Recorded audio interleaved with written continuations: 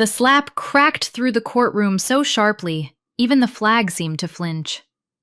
Mom's glasses skittered across the polished floor. Dad's voice followed, cold and pleased. "You've been useless your whole life." For one breath, the whole room froze. I rose to my feet, the weight of my duty belt tugging at my side. I removed my police cap and placed it on the table, quiet as a gavel. "Your Honor," I said. Steady. Controlled. "Please check the last page." Dad, his name is Frank Callahan, turned, and the color drained from his face. In that instant, I felt the roots of the moment stretch back years, because I was 8 when I first learned silence could be a weapon. The kitchen smelled of burnt toast and coffee left too long on the stove. Winter tapped the window with thin, bony fingers. Mom, Linda, moved carefully. Her sleeves tugged low to hide the purple moon on her wrist. She set 2 bowls of cereal on the table, folding a smile over her pain. "Eat before it gets soggy," she said softly. Dad came in heavy, boots thudding, a storm in a flannel shirt. "Where's my thermos?" he demanded. "On the counter," Mom answered. He snatched it up, eyes cutting to her sleeve. "Clumsy again." "I dropped a pan," she murmured. He snorted. "Born to disappoint." Then his gaze swept over me and my little sister, Emily. "I'm not raising 2 princesses who can't do a damn thing." He shoved the plate of toast so hard the crumbs scattered like sparks. "Burned," he said flatly. "Can't even make breakfast." And when the door slammed behind him, the whole house exhaled. Mom dabbed at the counter with a napkin, as if she could wipe away what was floating in the air. "He's just tired," she whispered. "He doesn't have to be cruel," I said. "Finish up," Mom, Linda, told me. "School starts soon." The wind bit at our ankles on the walk to school. Emily's bootlaces dragged behind her like black tails. "Is Mom okay?" she asked, her voice small.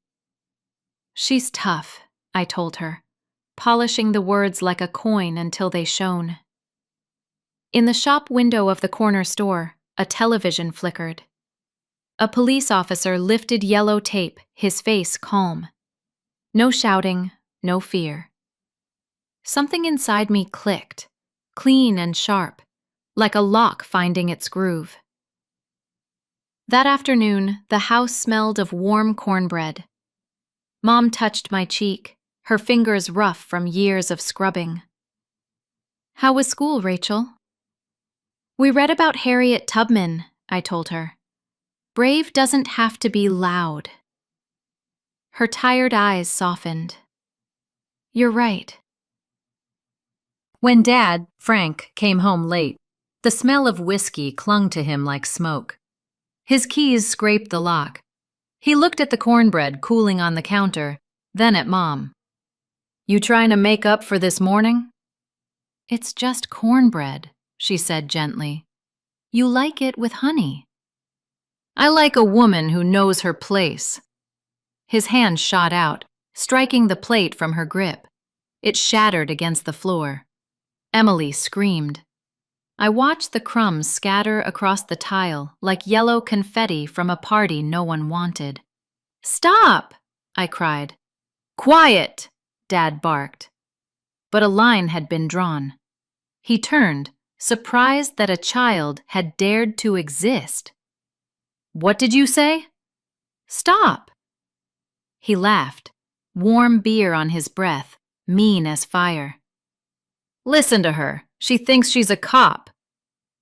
Mom stepped between us so fast her shadow cut me in half. "Please, Frank," she said. "Go lie down. I'll clean this." He shoved past her, leaving silence in his wake. Mom sank to her knees, gathering the broken ceramic like teeth. I knelt beside her. "You don't have to take this." Her fingers trembled as the shards bit into her skin. "You and Emily need a roof," she murmured. If I leave, where would we go? I had no answer that wasn't a fairy tale, so I helped. We cleaned the kitchen together, breathing in rhythm, like swimmers under the same wave. When the kitchen was finally clean, water slipped into the cuts on Mom's hands. She flinched, then shook them dry and forced a small smile, as if pain could be brushed away. That night, I couldn't sleep. Instead, I made lists in my notebook, 3 columns: facts, feelings, control. Fact: Mom was kind. Feeling: I was afraid. Control: I could learn to be calm. I could become the person who arrives and says enough. On Sundays, when Dad snored through the afternoon, Mom took us to the park. Emily pumped her legs hard on the swing, chasing the sky. I stood behind, counting each arc, steadying the rhythm. Bruises on Mom's arms changed colors like sunsets, plum to brown, brown to yellow, until they almost disappeared. And every time one faded, another appeared. A season that refused to end. Once, a police cruiser rolled past the park. A woman officer lifted 2 fingers from the wheel in a quiet salute. It felt like a key pressed into my palm. That night, while folding laundry beside Mom, I told her, I want to be a cop. I want to be the one who shows up and says, enough. Mom, Linda, paused, holding a towel halfway, weighing my words with the same gravity she saved for real things. It's dangerous, Rachel, she said. Danger doesn't scare me, I answered. Watching people get hurt and pretending I can't do anything, that's what scares me. Her eyes softened, but she saw me fully, and it made mine sting. I'll study hard, I promised. Run every morning. Learn the law. She smoothed my hair. Then do it. But promise me something. What? When you're strong, really strong, use it to protect. Don't become the thing that made you strong. I promised. Children make promises like paper boats. Most sink, but mine didn't. It rode every flood in that house, slammed doors, muttered insults, Mom's whispered apologies to the air. It carried me through nights when I held Emily in the closet while Dad prowled the hallway, looking for a fight he could win. And it carried me until the day a badge and duty belt replaced the fear I'd worn like a second skin.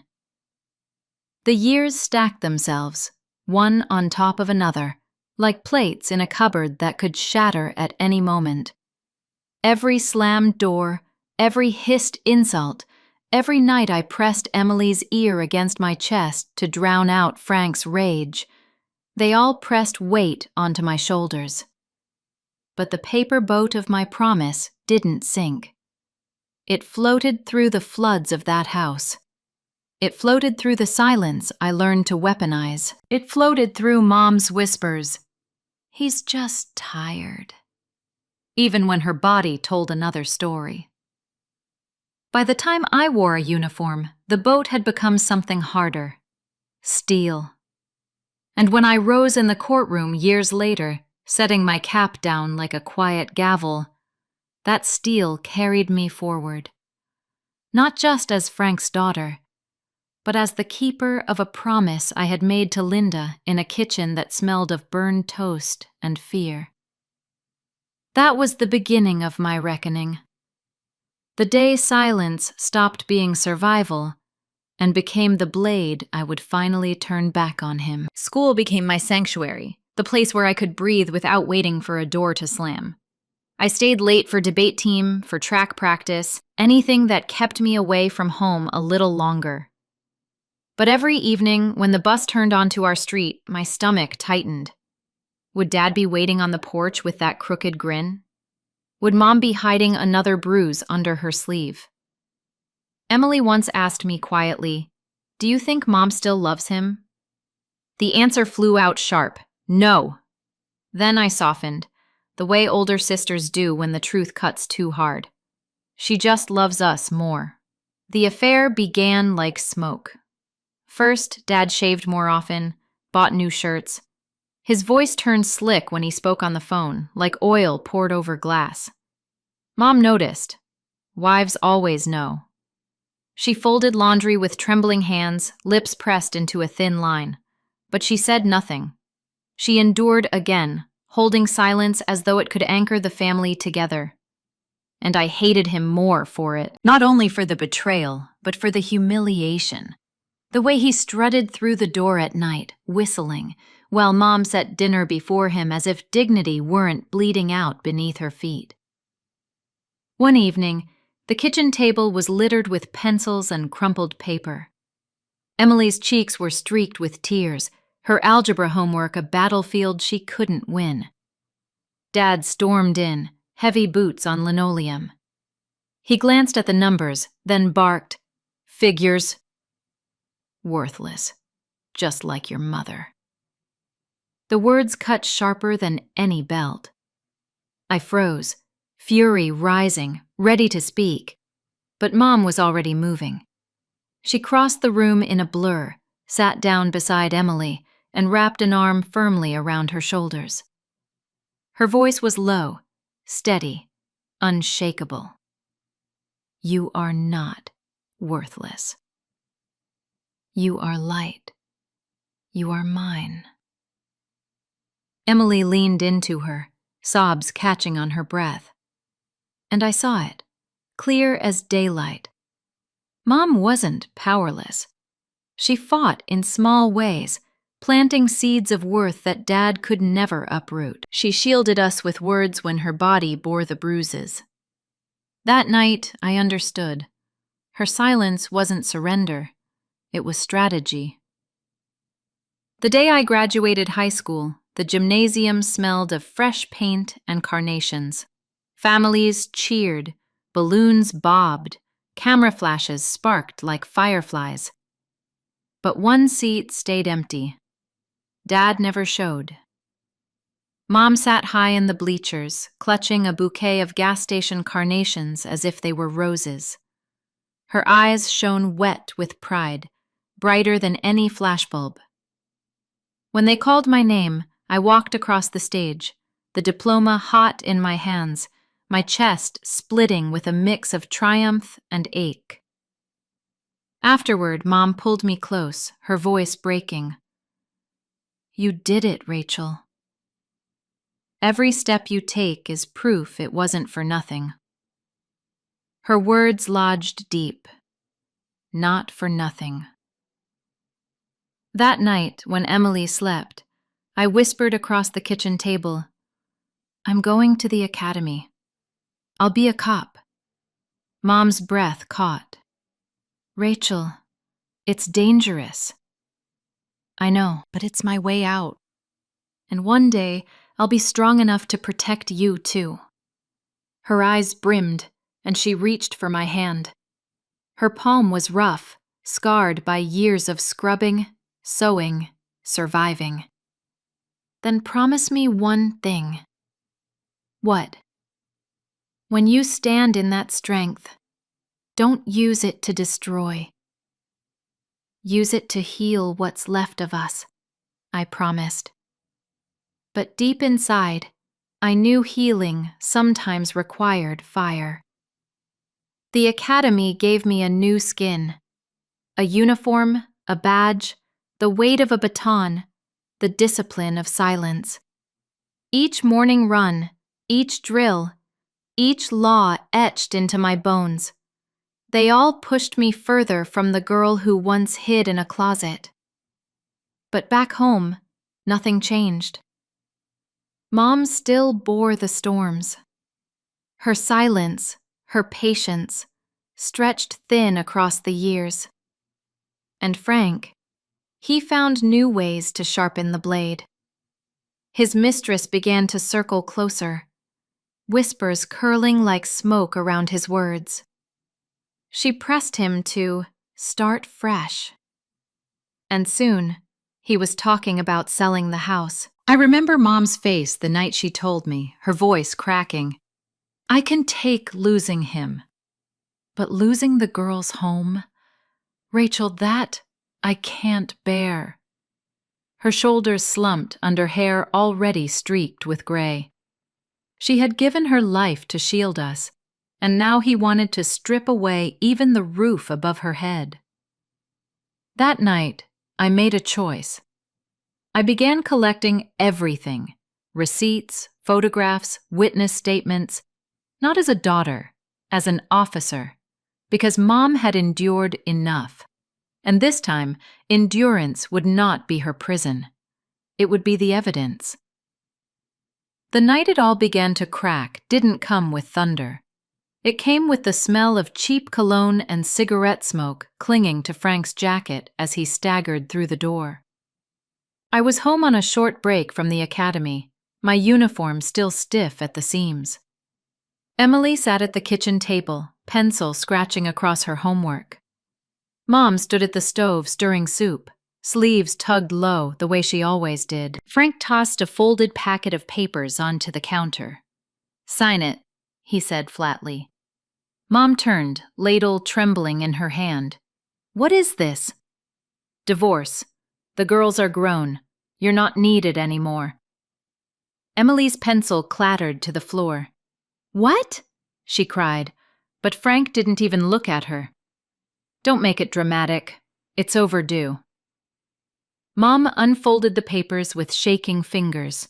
Her lips moved silently over the words, then pressed together, as if sheer will alone could keep her from falling apart. "I don't want this," she whispered. Frank laughed, cruel and slick. "Don't want it? Since when do you get to want anything? You'll sign." Her eyes darted to me and Emily, that same look I had seen 1,000 times, a plea: don't interfere, don't make it worse. But I knew then, this storm wasn't just rattling the windows, it was tearing the house from its foundation. That night, I followed Mom out to the porch. She sat hunched on the steps, arms locked around herself as though the night air could swallow her whole. Moonlight traced the exhaustion etched into her face. "I can't fight him, Rachel," she whispered. "If he wants the divorce, he'll take it all. The house, the savings. I don't have the strength." I sat beside her. "You don't have to fight him alone. You have me." Her smile was faint, weary. "You're my strength, but I can't drag you into this."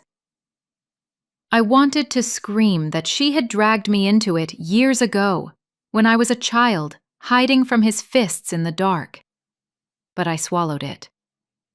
Instead, I said softly, "He won't win. Not this time." The breaking point came 2 weeks later. Frank walked through the front door with his mistress at his side, painted lips, smug smile, leaning against the doorway like she belonged there. Mom froze in the living room, hands knotted so tight her knuckles whitened. Emily bolted upstairs, her face a storm of shame and fury. Frank waved the divorce papers again. "Sign, or I'll make sure you get nothing. Not the house, not a cent. You'll be lucky if I let you keep your clothes." The mistress sneered, curling her hand around his arm. "Do it, darling. End this farce." Mom swayed on her feet, pale as paper. Her voice cracked when she whispered, "Please, don't do this in front of the girls." "Girls?" Frank scoffed. "They're old enough to know their mother's worthless." That word, worthless. I had heard it all my life, but hearing it now, sharpened by another woman's poison, ignited something raw and dangerous inside me. I stepped forward. "Enough." Frank turned, eyes narrowing. You don't tell me what to do. Maybe not before, I said, shoulders squared. But I'm not 8 years old anymore. That night, when Mom finally collapsed into her room, sobbing into her pillow, I sat awake at the kitchen table. The crumpled divorce papers lay beside me. I smoothed them flat, studied every line of fine print, and made a decision. If Frank wanted a fight, I would give him one. Not as his daughter, as an officer. I began collecting everything. Old photographs of bruises, hospital receipts, police call logs, neighbors' statements about the screaming, the broken plates, the nights of terror. I locked them all in a case file issued by the academy. Mom had endured too long. The time for silence was over. The summons came. The date was set. Mom trembled as she packed her purse, as if folding tissues and prayer cards could shield her. She whispered the same plea over and over. Maybe he'll show mercy. Maybe he'll let us end this quietly. But I knew better. Men like Frank don't stop. Not until someone makes them. I watched her hands shake as she pressed her Sunday dress smooth across her lap. The fabric was faded, blue with tiny flowers. Her attempt to look respectable. To convince the court she deserved dignity, she prayed for peace. But peace was never his to give. I looked at the folder I had built, pages heavy with years of bruises, bills, sworn statements. It wasn't just paper, it was steel. And I understood then, the girl who once whispered, "Stop," in a shattered kitchen would walk into that courtroom ready to say, "Enough." The courthouse smelled of polish and old dust, like oak soaked with decades of anger and hope. Sunlight slanted through tall windows, catching the dust motes and suspending them in judgment. The gallery murmured, strangers waiting for their own battles. But for me, every sound blurred into the hammering of my own heart. Mom sat beside me at the plaintiff's table. Her hands clenched a tissue twisted into ropes. She wore that faded blue dress with small flowers, a disguise of composure draped over sleepless nights. Across the aisle, Dad leaned back in his chair, swagger thick on his shoulders. His mistress sat close, legs crossed, a smile sharp enough to cut paper. The stench of her perfume carried across the room, knifing through the air of ink and wood. The bailiff called order. The judge entered, robes sweeping like a shadow. Everyone stood. I rose too, police cap tucked against my chest, the brim pressing steady into my ribs. The proceedings began. Lawyers droned, papers shuffled. But what I remember most was Dad's voice. Confident, cruel, draped in charm so false it cracked at the edges. "Your Honor," he said, gesturing toward Mom, "this woman has contributed nothing. I paid the bills. I kept the house. She's had decades of free lodging and meals. Now she'll walk away with what she deserves. Nothing." Mom flinched as if the words themselves had struck her. The tissue tore in her hands. The judge turned to her. "Do you have anything to say, ma'am?" Her lips parted. For a heartbeat, I thought she might speak, but her shoulders curled in, the way they had 1,000 times at home. I just want peace," she whispered. Dad smirked, satisfied. "Exactly my point." Laughter, sharp and low, slid from the mistress's lips, a mockery dressed as perfume. Something inside me twisted. My throat burned. But I stayed still. Timing was everything. Halfway through the testimony, Dad grew bolder. He leaned across the table, his voice carrying too loudly for the hushed court.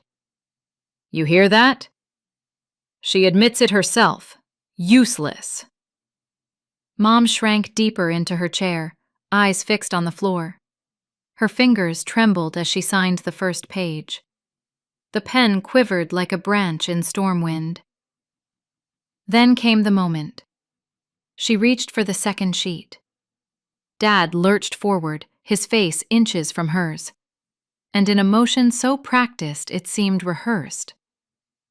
The slap cracked across her cheek. The sound ricocheted off marble and wood, as if the very courthouse walls recoiled. Gasps erupted. The pen clattered from her hand. "You've been useless your whole life," he spat. The bailiff surged forward, but the judge's raised hand froze him. Shock hardened into cold authority, and silence fell, the kind that weighs heavier than words. Mom's breath came ragged, her cheek glowing red. Yet even then, her trembling fingers reached for the pen again, as if surrender might finally end the storm. And I couldn't sit anymore. My chair screeched back, sharp vinyl tearing through the hush. Every head turned. I rose, spine straight, years of training carved into my posture.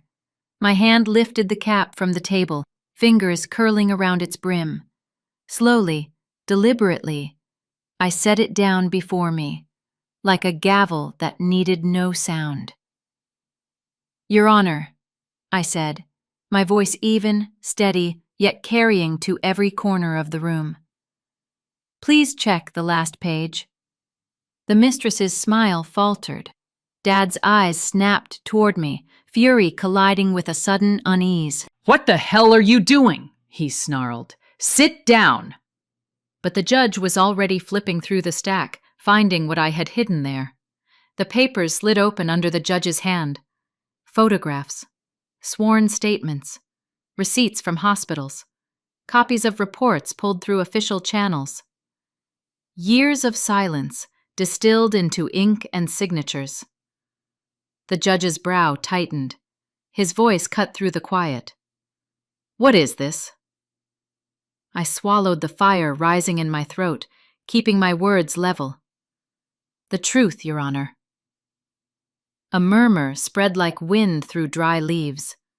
Frank Callahan shifted in his seat, suddenly less certain. His hand twitched as if he could snatch the papers back, but the bailiff had already stepped closer.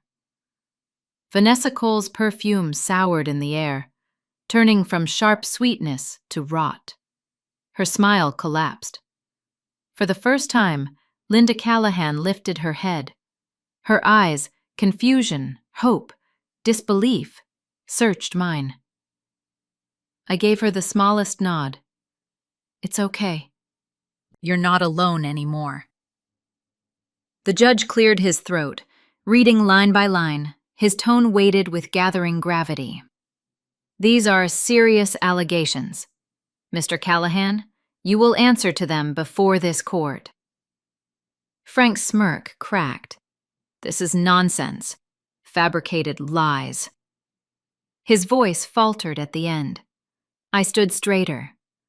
"Every statement is verified, every photograph authenticated. The law does not ignore abuse, no matter how long it's been buried." The silence that followed was heavier than stone, reverent as a pause before verdict. For years, silence had been my mother's shield. In that moment, silence became my weapon, and Frank Callahan, for the first time, looked small. Frank Callahan slammed both palms against the table, the water glasses rattling, his chair screeching back across the floor. His face flushed red, lips curling into a sneer, rage carved deep into every cracked tooth he bared. "You think you're something now? Wearing that uniform? You're nothing but my disobedient little girl." Vanessa Cole reached for his sleeve, but he shook her off, eyes locked on Linda with venom. He stalked across the aisle, boots pounding like thunder rolling through a house of glass. Mom shrank into her seat, clutching the shredded tissue in her lap, as if paper could shield her from the storm. her cheek still raw from his last strike. "Sign the papers," Frank hissed. "You don't get to humiliate me in front of all these people." The judge's voice rang sharp.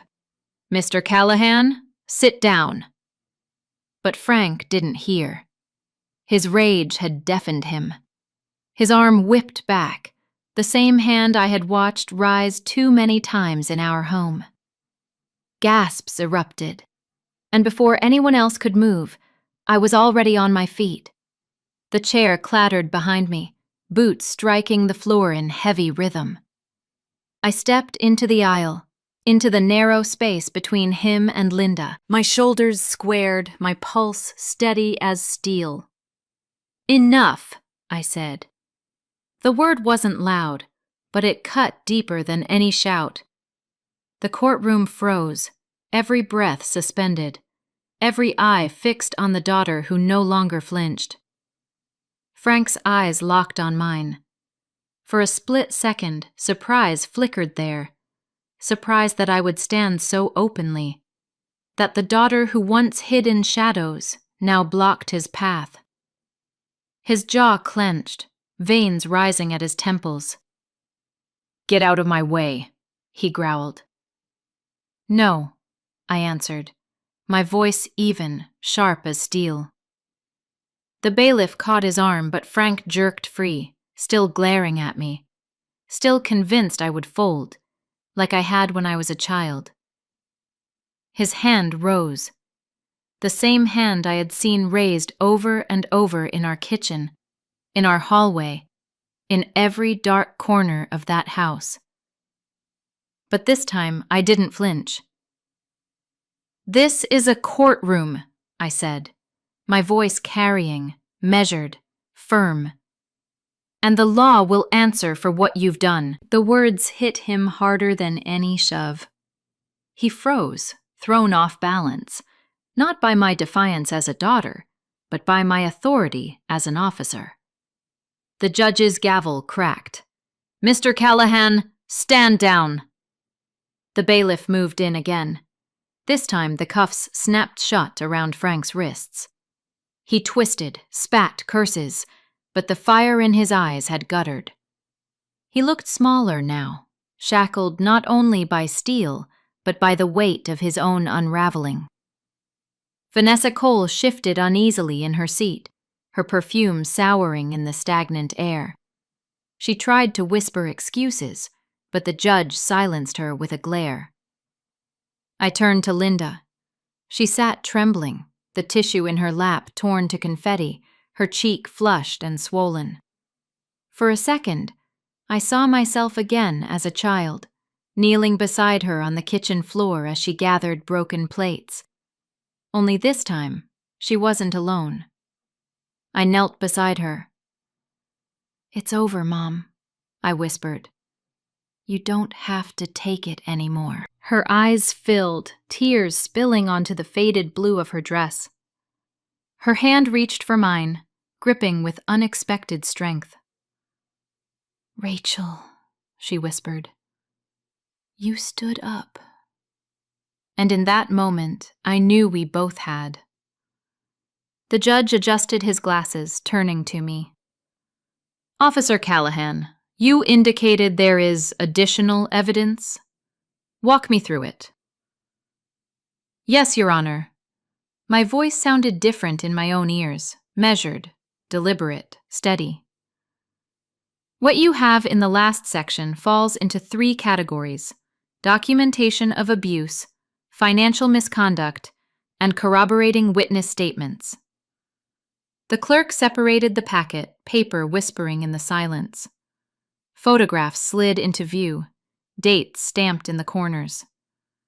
A cheekbone swollen, purple shadows along Linda's arms. A split lip salted with tears. The judge's jaw tightened. The gallery fell utterly quiet. "These images span 10 years, I said. "Most were taken by me, some by emergency nurses when my mother came in with injuries that didn't match her explanations. Each photo links to a hospital intake form or a police welfare call. Frank let out a low growl, like a cornered animal. The bailiff's hand pressed firmer into his arm. Next, I lifted a stapled set of statements. 4 neighbors, I said. 2 called 911 on separate nights to report yelling, objects thrown, a woman screaming. Both times my mother refused to press charges, citing fear of retaliation.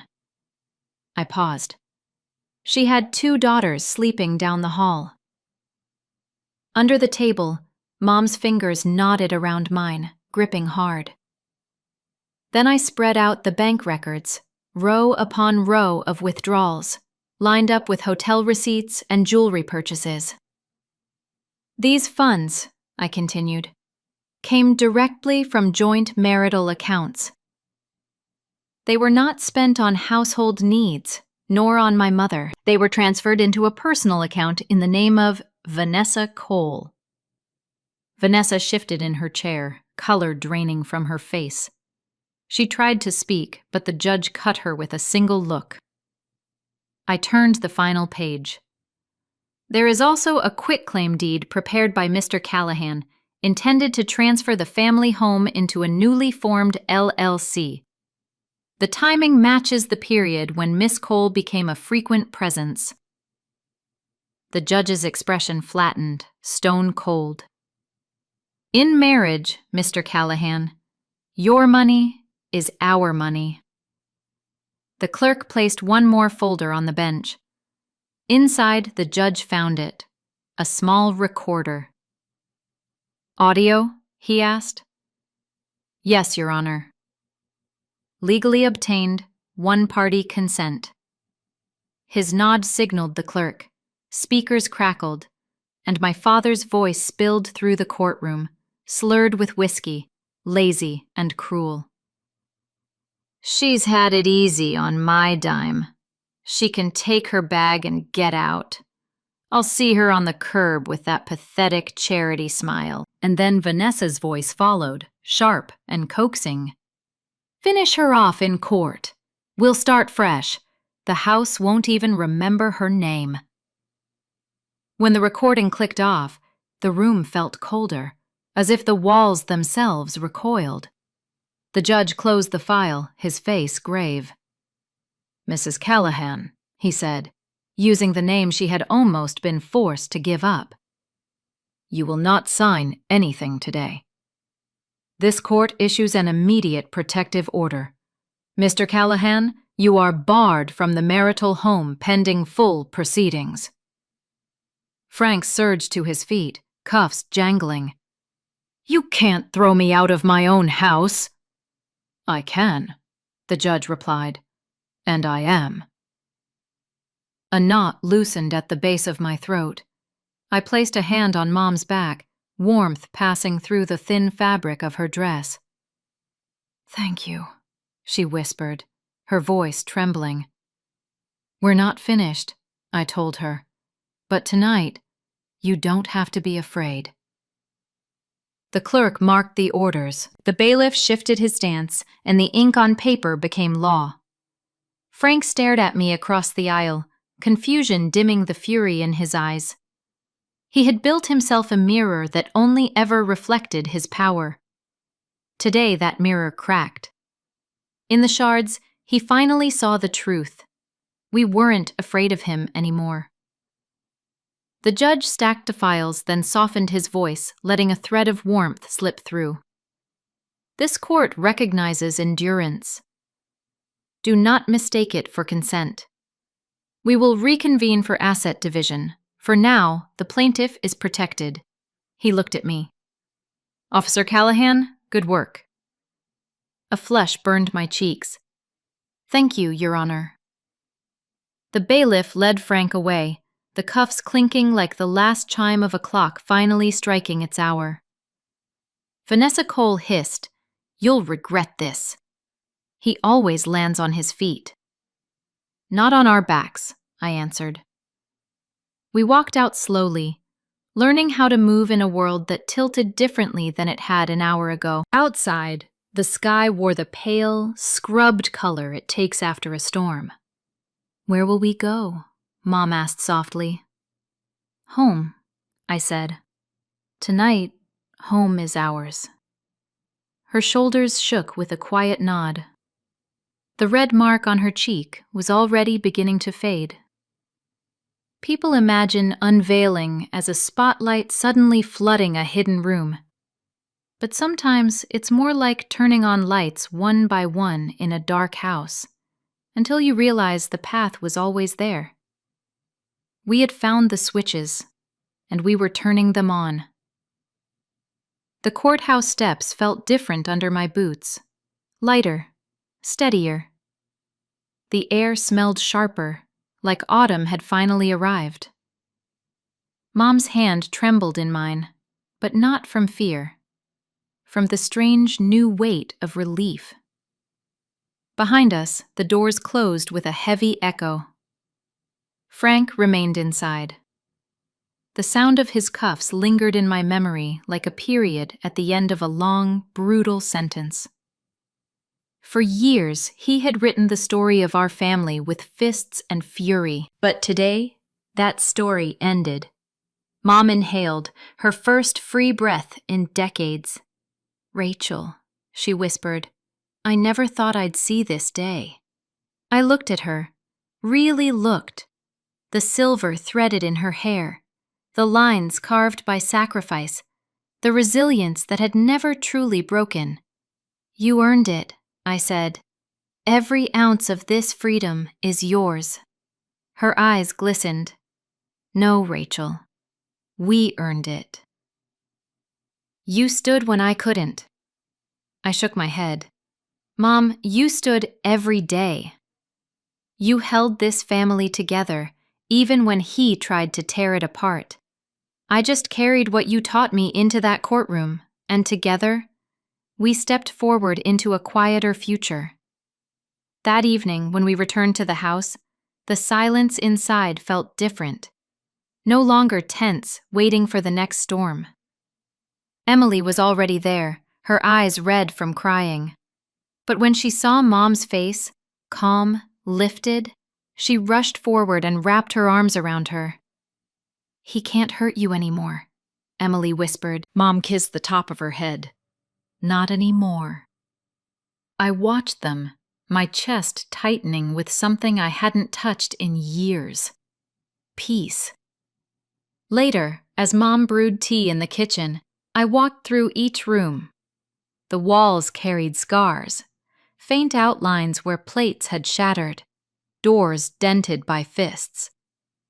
But that night, those scars looked like history, not prophecy. For the first time, the house belonged to us. The weeks that followed blurred with hearings, signatures, and stacks of paperwork. Frank fought every inch, but each piece of evidence closed another door. Vanessa Cole stopped appearing after the recordings played in open court. His swagger shrank into muttered denials that no one believed. When the verdict finally came, the judge's words fell like steady drums. The house awarded to Mom. Accounts divided fairly. Restitution ordered for medical bills. And most importantly, a permanent protective order. He could never come within 200 feet of her again. When the gavel struck, Mom pressed her hands to her face and wept. Not from grief, but from release. "It's over," I whispered. She shook her head softly.